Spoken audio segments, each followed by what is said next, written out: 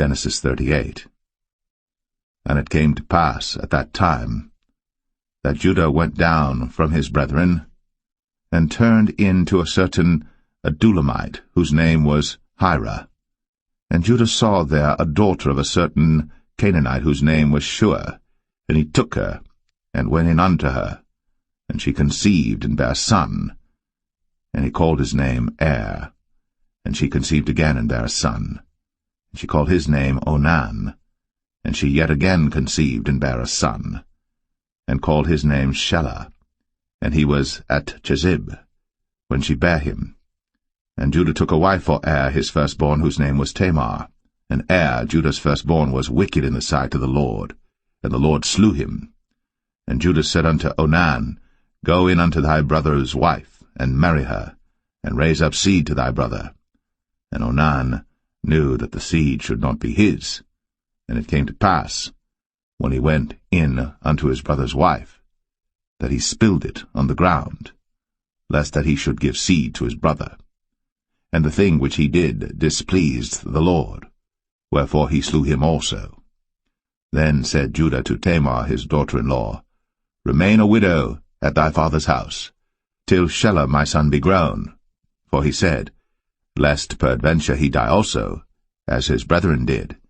And Tamar went and dwelt in her father's house. And in process of time the daughter of Shua, Judah's wife, died. And Judah was comforted, and went up unto his sheep-shearers to Timnath, he and his friend Hira the Adulamite. And it was told Tamar, saying, Behold, thy father-in-law goeth up to Timnath to shear his sheep. And she put her widow's garments off from her, and covered her with a veil, and wrapped herself, and sat in an open place, which is by the way to Timnath. For she saw that Shelah was grown, and she was not given unto him to wife. When Judah saw her, he thought her to be an harlot, because she had covered her face. And he turned unto her by the way, and said, Go to, I pray thee, let me come in unto thee. For he knew not that she was his daughter-in-law. And she said, What wilt thou give me, that thou mayest come in unto me? And he said, I will send thee a kid from the flock. And she said, Wilt thou give me a pledge, till thou send it? And he said, What pledge shall I give thee? And she said, Thy signet, and thy bracelets, and thy staff that is in thine hand. And he gave it her, and came in unto her. And she conceived by him. And she arose and went away, and laid by her veil from her, and put on the garments of her widowhood. And Judah sent the kid by the hand of his friend the Adulamite, to receive his pledge from the woman's hand, but he found her not. Then he asked the men of that place, saying, Where is the harlot that was openly by the wayside? And they said, There was no harlot in this place. And he returned to Judah, and said, I cannot find her. And also the men of the place said that there was no harlot in this place. And Judah said, Let her take it to her, lest we be shamed. Behold, I sent this kid, and thou hast not found her. And it came to pass about 3 months after that it was told Judah, saying, Tamar, thy daughter-in-law, hath played the harlot, and also, behold, she is with child by whoredom.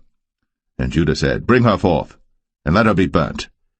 When she was brought forth, she sent to her father-in-law, saying, By the man whose these are am I with child. And she said, Discern, I pray thee, whose are these?